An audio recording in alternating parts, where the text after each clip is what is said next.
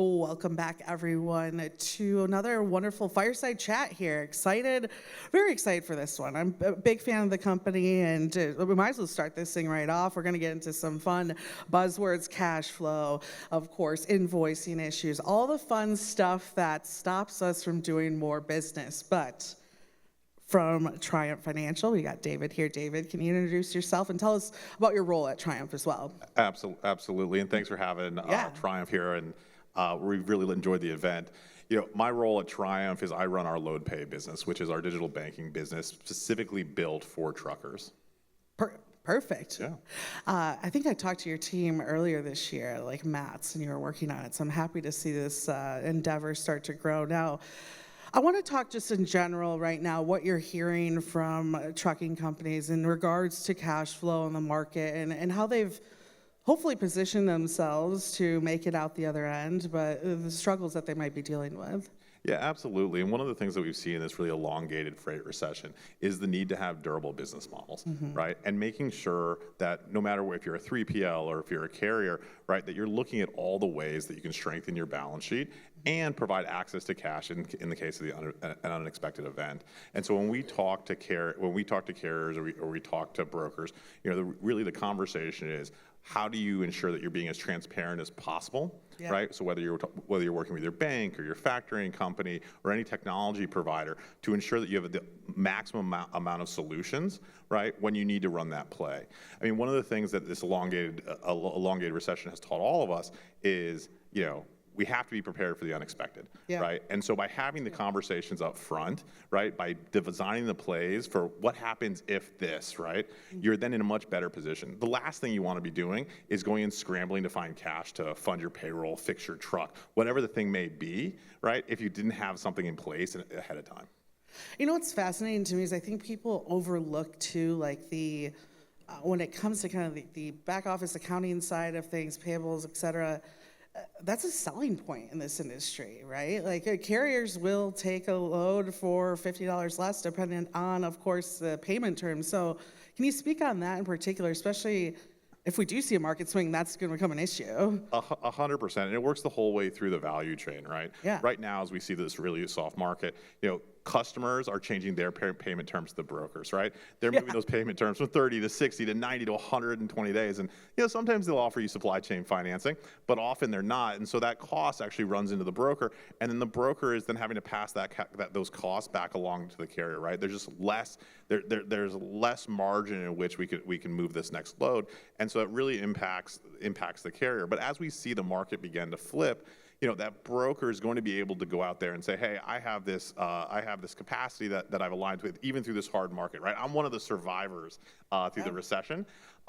So customer, if you want access to my capacity, right, we're gonna have to improve payment terms. But it actually goes down to the next step as well, which is making sure that you're providing all the right payment solutions to your carrier base as well. One of the things that we hear from carriers, especially through this season that we're going through, is their need to be prepared and really understand the offerings of their broker partners. So, one of the things that the carriers have identified is a fuel advance. Is that really a fuel advance? Is that only being able to be used on fuel through a fuel card? Is it actually a cash advance? How much of that payable, right? And not that you're going to access it every single time, whether you're getting it directly through your broker or through your factor, but just knowing what the options are ahead of the event is super important, and what the terms are going to be. And so a broker, part of that entire carrier experience is preparing your capacity with, hey, things are going great right now. All your power units are moving, but what happens when? Because as a broker, you want to make sure they're delivering great service to you, and you're in turn delivering great service to your customer. And so helping them be prepared for the unexpected is really a valuable offer to improve that overall carrier experience. Well, and the broker coming out of the market we are and going into the market we're looking to go into, I mean, the broker gets themselves stuck in a really interesting position where I'm sure shippers aren't just gladly changing payment terms to better or easily help out the broker, but at the same time, the broker needs to stay overly competitive and actually will probably have to likely pay some carriers faster in order to be there. So Can you speak on maybe cash flow issues like that or other cash flow problems that you're noticing from the broker side as well? That's right. It takes the market a little bit of time to correct it as Yeah. it goes through, right? As we're repricing RFPs. And it's not just about lane rate. Yeah. It's also about payment terms. And one thing that we always stress with our broker partners is make sure you're looking at the total relationship with the customer, right? And how that's able to dynamically move. And also when you're going back in to have to reprice or have a follow-up conversation about, hey, this lane is now harder to cover, right? Be again transparent that it's also the payment terms that are shifting as well. I'm interested in the different strategies that you see logistics companies like using their different payment methods to grow even during the last year, right? When we look at when the market was a lot tougher. How do you see those strategies compared to what we'll likely see when you sit down with me this time next year at F3 as well? Yeah, and fingers crossed we're in a completely different world Yes, next year than we are today. We'll manifest that positive destiny. That's right. Yeah. We envision it. We'll get there. For the brokerage, it's making sure that you have a full portfolio of options for that carrier, right? That carrier needs to get paid on terms that work for them and their business, depending on what their goals are. One of the things that what we've learned from carriers is every carrier has a different set of goals, right? The reason they hang their shingle out, maybe often the owner-operator space, is they think that they can do it their own way. They can provide different value to the broker, different value to their community, or even different value to their home, right? Often I don't want to be a company driver because I want to be home on the weekends. I want to make sure I make the events on Sunday. I want to make sure I'm there on Thursday night hockey practice. And so understanding your carrier's goal is really important, and then figuring out what are the solutions that get them there, right? Is it the right freight on the right lane that ensures that they're achieving those goals, or is it the right payment terms and then the right protection?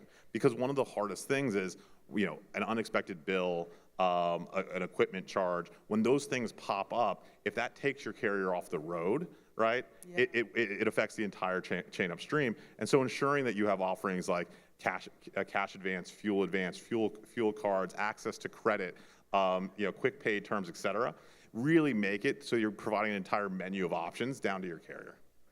Do you feel like when you're talking with logistics companies that they're getting more creative in those solutions? Because that's what the one thing is. We know the problems, but are the solutions out there working? And where, from your preference, right? I mean, this is what you live and breathe. Where would you like to see logistics providers maybe putting a little bit more time into in order to help, not clearly just their aspect of this, but their carrier network as well? Yeah, and I think right now is the time to make the investments into your carrier network and ensure that you're providing those solutions, right? Mm-hmm.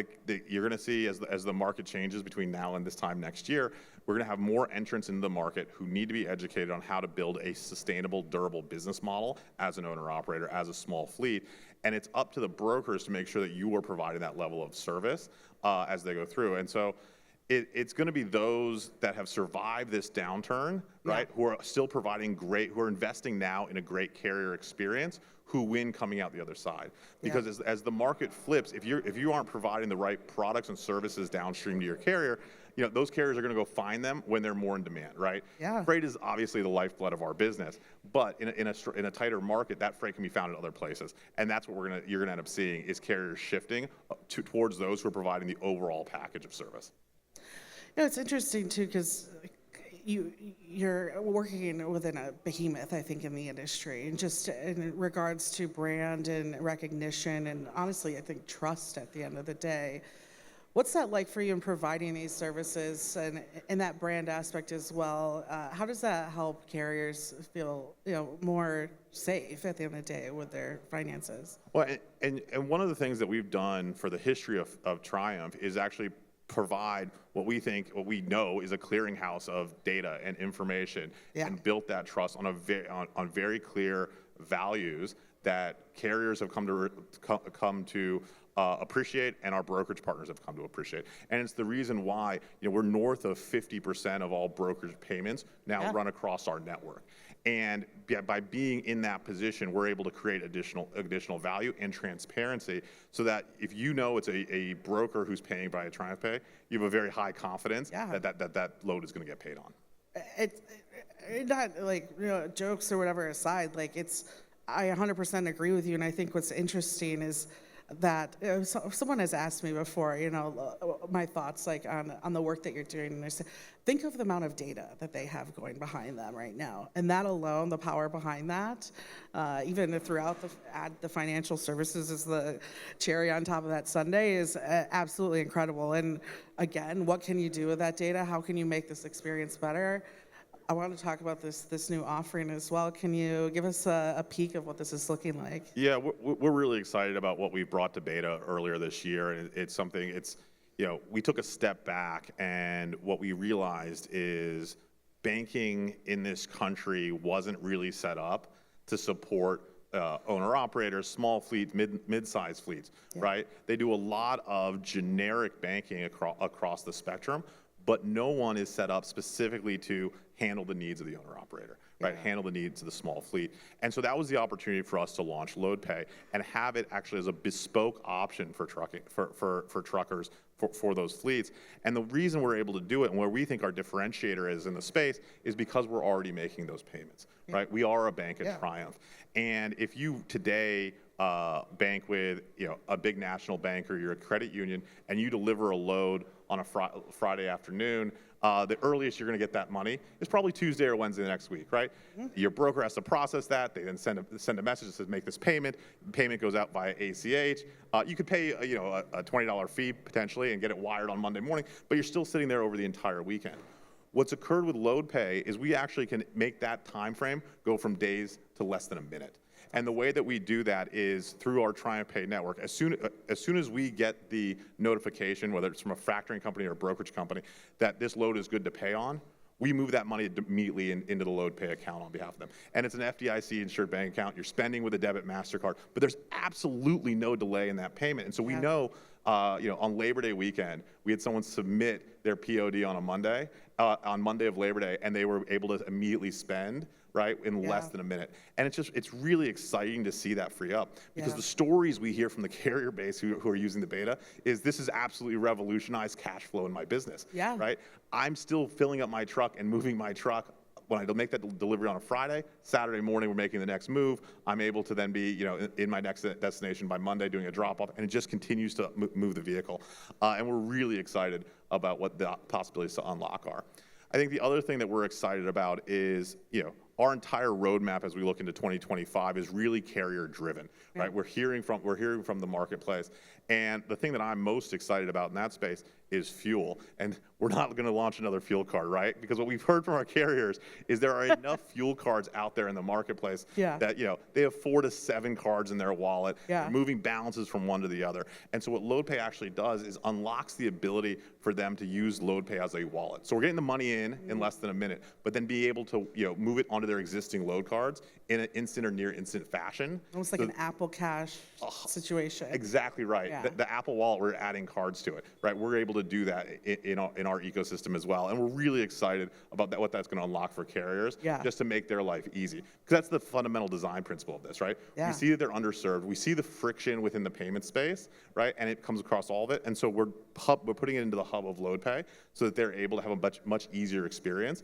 running their business. Because as I said, when you hang that shingle, when you decide to go be an owner-operator, not one of them says, I really want to worry about the finances and back office, right? That's not the passion. Like, I'm so passionate about trucking because I love accounting. Exactly. Right? Something I want to do more than spreadsheets and drive miles. And so they're focused on the things that they're passionate about. At Triumph, we're very passionate about building financial products, and so we'll worry about those gymnastics and provide a product that helps them run their business and focus on what matters to their customers. If people out here, look at this wonderful crowd. A round of applause to you guys. Enjoyed lunch, getting out here, getting some education. If people want to learn more about the offering, where would you point them? If you're here on site today, come over to the Triumph booth.